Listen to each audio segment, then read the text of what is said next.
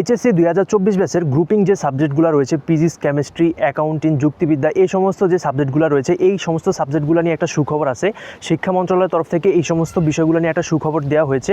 এই সমস্ত বিষয় তুমি কীভাবে সহজেই প্লাস পেতে পারো এবং যাদের পাস দরকার পাস করতে পারো, খুব গুরুত্বপূর্ণ একটা খুব গরম একটা আপডেট আছে। তাই সম্পূর্ণ ভিডিওটা প্রথম থেকে শেষ পর্যন্ত মনোযোগ সহকারে দেখো, ভিডিওতে লাইক দিয়ে ভিডিওর বাকি অংশটা কন্টিনিউ করো এবং যারা নতুন রয়েছে কাইন্ডলি চ্যানেলটি সাবস্ক্রাইব করে চ্যানেলের পাশেই থাকবে। তো দেখো, তোমাদের কিন্তু অলরেডি কিন্তু হিসাব কমার্সের হিসাব বিজ্ঞান, সায়েন্সের হচ্ছে তোমাদের ফিজিক্স এবং হচ্ছে যুক্তিবিদ্যা পরীক্ষা কিন্তু সম্পূর্ণ হয়ে গিয়েছে।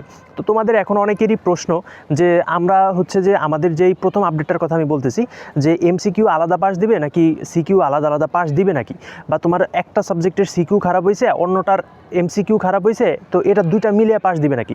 তো এখানে আমি তোমাদের এই বিষয়টা আজকে ভিডিওতে ক্লিয়ার করে দিব, তারপর আরও দুইটা সুখবর দিব। তাই সম্পূর্ণ ভিডিওটা মনোযোগ সহকারে দেখো। তো প্রথমত বিষয় হচ্ছে যে অনেকের হচ্ছে প্রথম পত্রে এমসিকিউ খারাপ হয়েছে, দ্বিতীয় পত্রে এমসিকিউ ভালো হয়েছে। তো দেখা যাচ্ছে যে প্রথম এবং দ্বিতীয় পত্র দুইটা পত্র মিলেই হচ্ছে পাস। বিগত বছরগুলোতে এরকম হয়ে আসছে এবং এই বছরগুলোতেও সেম এই বিষয়টাই হবে।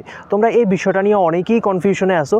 তো আজকের ভিডিওর মাধ্যমে আমি এই কনফিউশনটা দূর করে দিলাম যে তোমরা যদি ধরো প্রথম পত্রে 9 পেয়েছো, এখন দ্বিতীয় পত্রে হচ্ছে তুমি পাইছো 12, ঠিক আছে, তাহলে দুটোটা যোগ করে তোমাদের হচ্ছে 21 হবে।